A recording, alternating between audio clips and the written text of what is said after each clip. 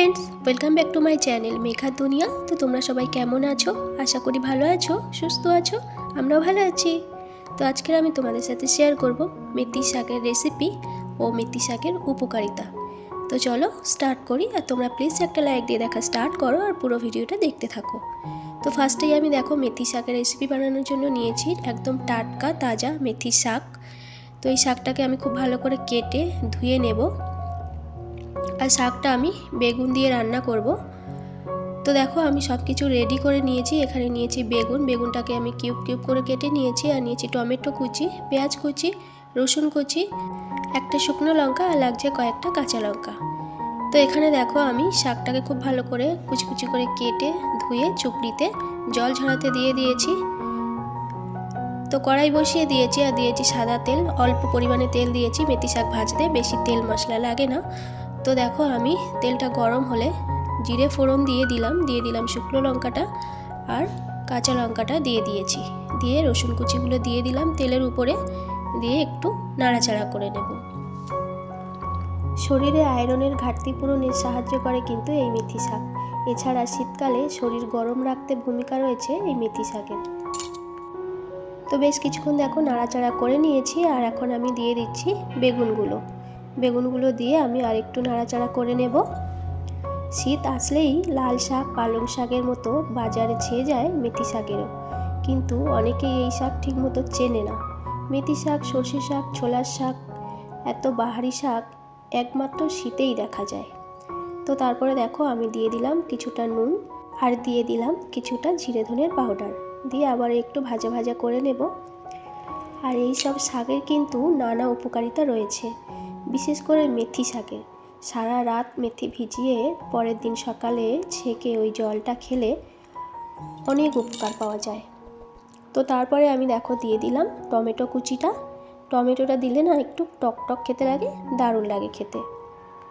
Diabetes থাকে নিয়ন্ত্রণে, পেট থাকে ঠান্ডা, সেই সঙ্গে ফ্যাট গলাতেও সাহায্য করে মেথি। আর এই ভেজানো মেথি মাটিতে ছড়িয়ে দিলেই সেখান থেকে এক সপ্তাহের মধ্যে তৈরি হয় মেথি শাক।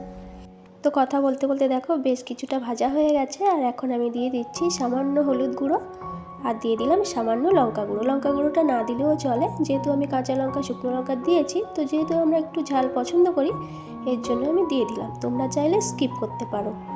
তো বেশ কিছুক্ষণ নেড়ে নিয়ে এরপরে আমি দিয়ে দিলাম মেথি শাকটা দিয়ে এরপর আমি খুব ভালো করে ঢাকা দিয়ে ভাজা করে নেব শাকটা। মেথি শাকের মধ্যে ফাইবার, প্রোটিন, আয়রন, ম্যাঙ্গানিজ ও ম্যাগনেসিয়াম রয়েছে। শীতের মরশুমে এই শাকটা বানিয়ে খেয়ে দেখো, গরম ভাতে যেমন খেতে ভালো লাগবে সেই সঙ্গে অনেক উপকার পাবে। 100 গ্রাম মেথি শাকের মধ্যে থাকে 4.82 গ্রাম প্রোটিন, 8.8 গ্রাম আয়রন, 91 গ্রাম ভিটামিন, যার মধ্যে ভিটামিন সি, ভিটামিন B12 এর পরিমাণ থাকে সবচেয়ে বেশি।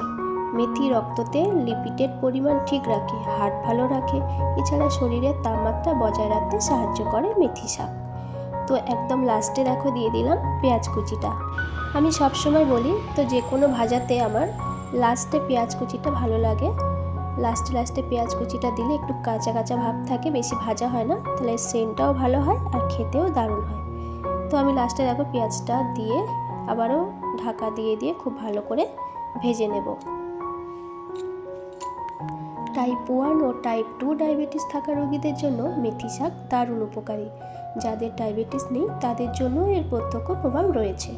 ইনসুলিন আমাদের শরীরে যে কাজ করে মেথি শাক ঠিক সেই একই কাজটা করে। শরীরে ফাইবারের পরিমাণ বাড়াতেও ব্যাপক কাজে আসে এই মেথি শাক। মেথি শাক খারাপ কোলেস্ট্রল শুষে নেওয়ার ক্ষমতা রাখে, কিন্তু লিভারে কোলেস্ট্রল তৈরিতে কাজে আসে এই শাকের কার্যকারিতা। কথা বলতে বলতে দেখো মেথি শাক ভাজাটা কিন্তু একদম রেডি হয়ে গেছে আর আমি একটা প্লেটে করে সার্ভ করে দিচ্ছি। গরম ভাতে এরকম শাক ভাজা থাকলে হাফ থালা ভাত কিন্তু নিমেষেই শেষ হয়ে যায়।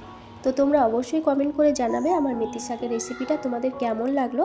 ভালো লাগলে একটা লাইক করে দিও। নতুন বন্ধু হলে আমার চ্যানেলটি সাবস্ক্রাইব করে নিও, পাশে থাকা বেল আইকনটি ক্লিক করে নোটিফিকেশানটা অল করে দিও, যাতে আমার পরের ভিডিও সব থেকে আগে তোমার কাছে পৌঁছে যায়। নতুন বন্ধু, পুরনো বন্ধু সবাইকে অনেক অনেক ভালোবাসা। সবাই ভালো থাকবে, সুস্থ থাকবে। তো নেক্সট ভিডিওতে খুব তাড়াতাড়ি দেখা হবে। তো এখনকার মতো টাটা।